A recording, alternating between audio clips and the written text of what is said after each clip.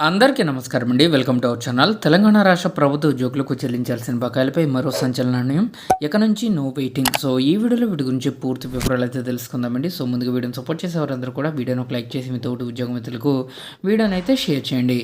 ఛానల్ని first time కనుక visit చేసినట్లయితే తప్పనిసరిగా సబ్స్క్రైబ్ చేసుకుని పక్కన నుండి బెల్ సింబల్ని యాక్టివేట్ చేసుకోండి.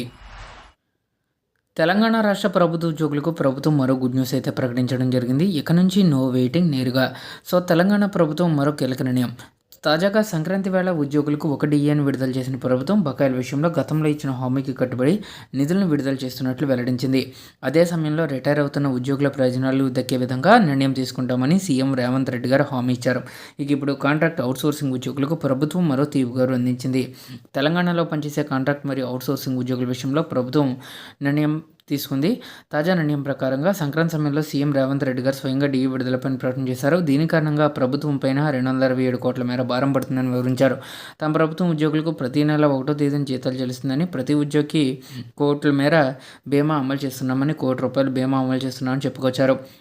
అదే సమయంలో కాంట్రాక్ట్ అవుట్సోర్సింగ్ ఉద్యోగులకు ప్రయోజనం కలిగేలా నిర్ణయం కూడా ప్రకటించారు. వారికి సైతం రెగ్యులర్ ఉద్యోగుల మాదిరిగానే నేరుగా ప్రతి నెల 1వ తేదీనే వారి ఖాతాల్లోకి జీతాలు జమ కాబోతున్నాయి. ఏప్రిల్ నుంచి ఈ విధానం అమలు చేయాలని డిసైడ్ అయ్యారు. కాగా ప్రస్తుత కాంట్రాక్ట్ అవుట్సోర్సింగ్ ఉద్యోగులకు ప్రైవేట్ ఏజెన్సీల ద్వారా వేతనం అందుతుంది. ఏజెన్సీలకు ప్రభుత్వం చెల్లింపులు చేస్తే ఆ ఏజెన్సీలు ఉద్యోగుల ఖాతాలో నెలవారీ వేతనం జమ చేసేవి. అయితే కొన్ని ఏజెన్సీల తీరుపైన ప్రభుత్వానికి ఫిర్యాదులు అందాయి. కొన్ని ఏజెన్సీలు అవుట్సోర్సింగ్ కాంట్రాక్ట్ ఉద్యోగులకు ఇచ్చే వేతనాల్లో కోత విధిస్తున్నాయి. కొన్ని ఏజెన్సీలు నకిలీ ఉద్యోగులను సృష్టించి అక్రమంగా ప్రభుత్వం నుంచి వేతనాలు పొందుతున్నాయి. అదే సమయంలో ప్రభుత్వం జమ చేసే పీఎఫ్, ఈఎస్ఐ నిధులను కూడా ఉద్యోగుల ఖాతాల్లోనే జమ చేయడం లేదని ఫిర్యాదులు అందుతున్నాయి. దీంతో ఇలాంటి అక్రమాలకు ముగింపు పలికేందుకు ప్రభుత్వం తాజా నిర్ణయం తీసుకుంది.